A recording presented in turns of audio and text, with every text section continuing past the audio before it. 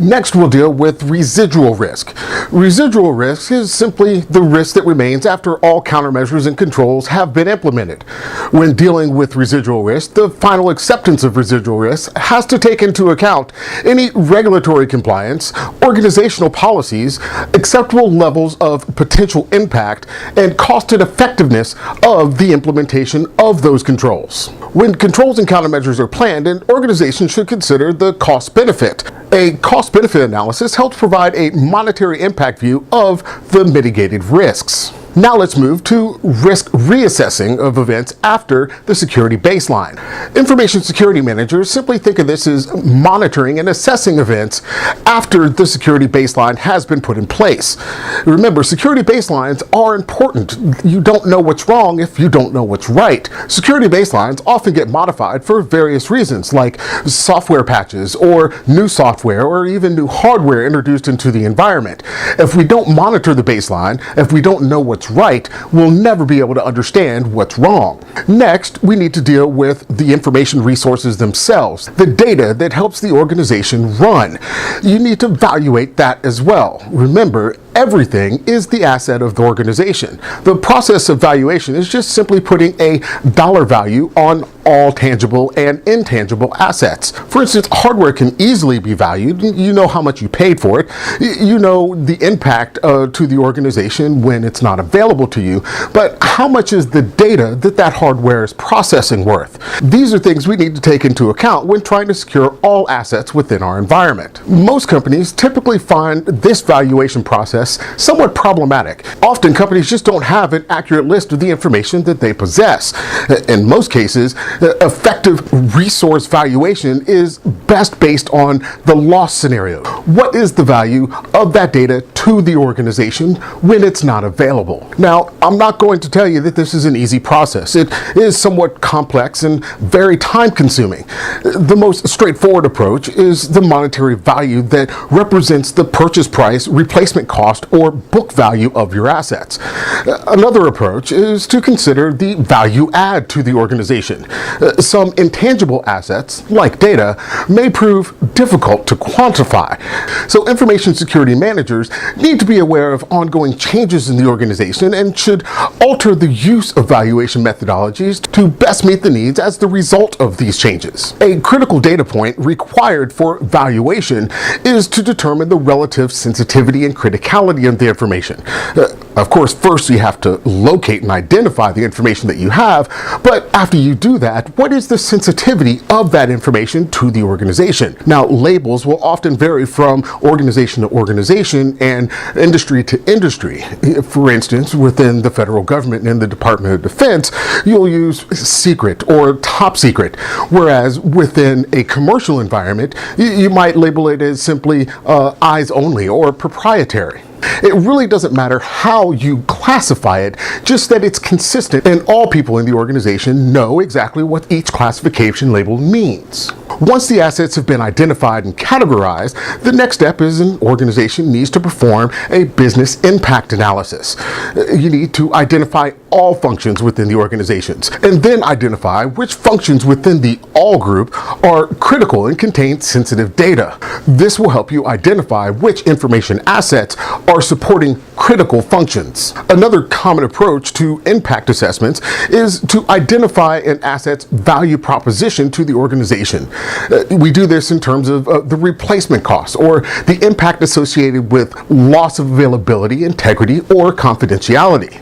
Once we identify and classify our data assets, this all helps us identify what our true recovery time objective is. The information manager must have knowledge of the organization's recovery time objectives.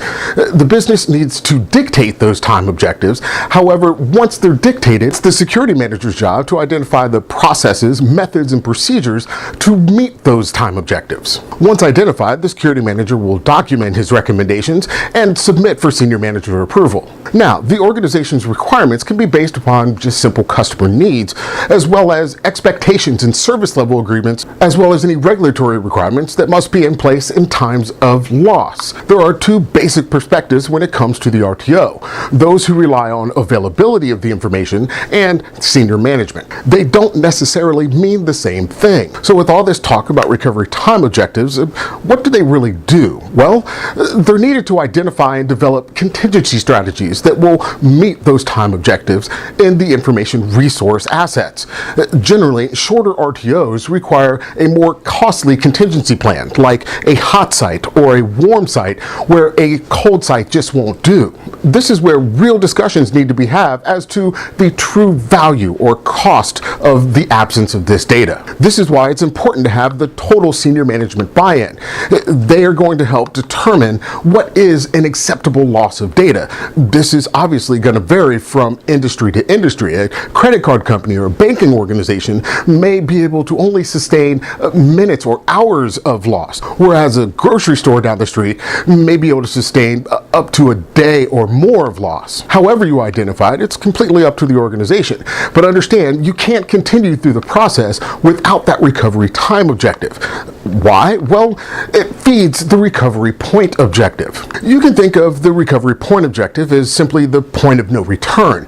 Once the organization meets the recovery point objective, it will cost more money to recover the asset or recover the organization than the organization's true value.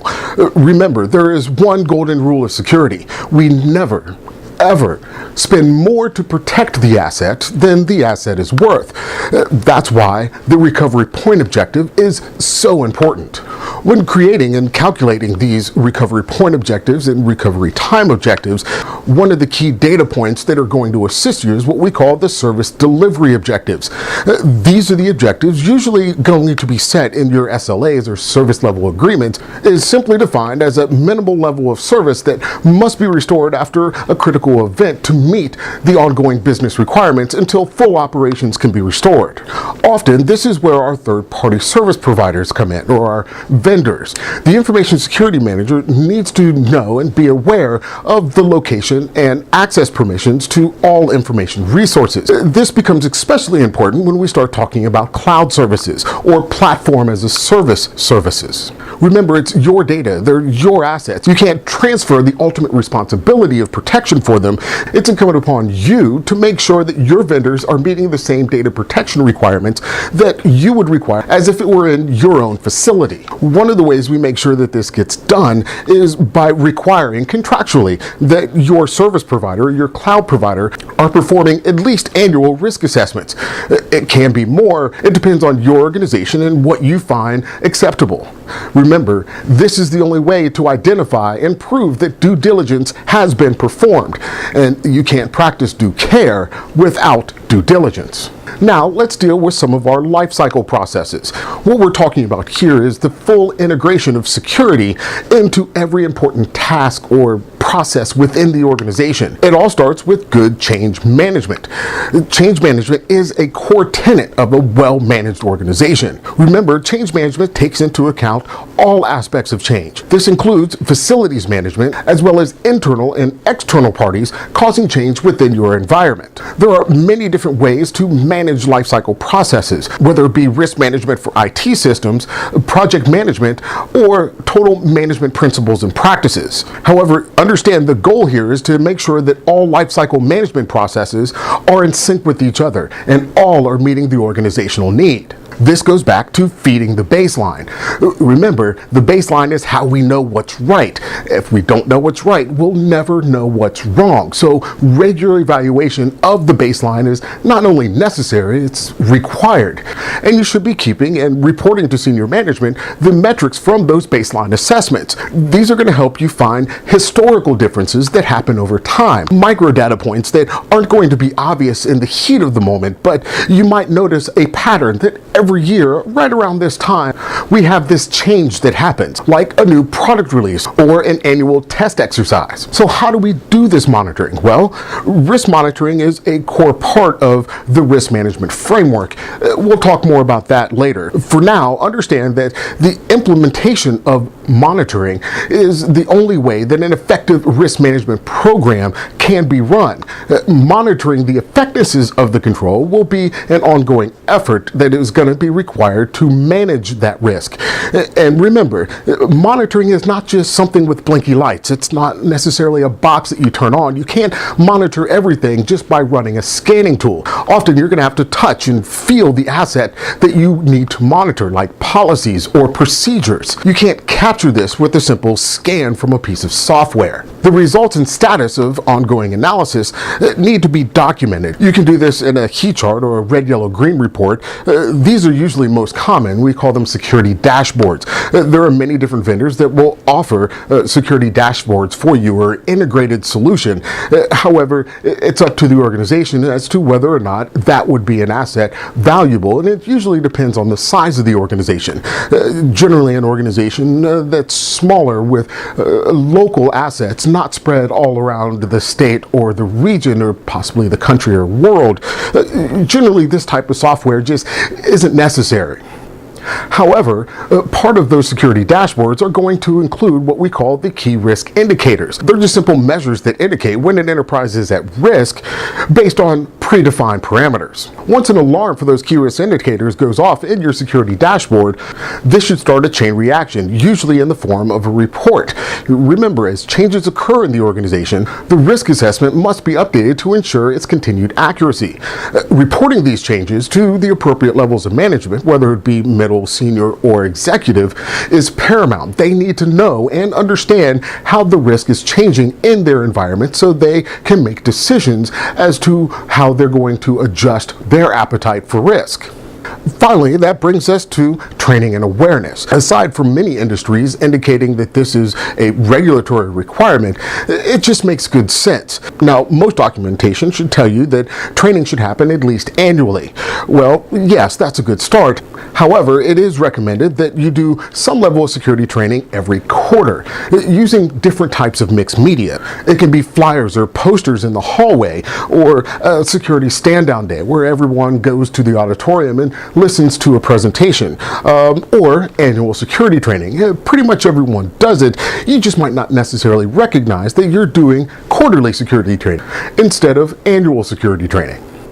And then, of course, is making sure that we have the appropriate documentation readily available regarding the risk management policies and standards as were defined in the governance documents. Well, that about covers it for this section. Good news is we're halfway home.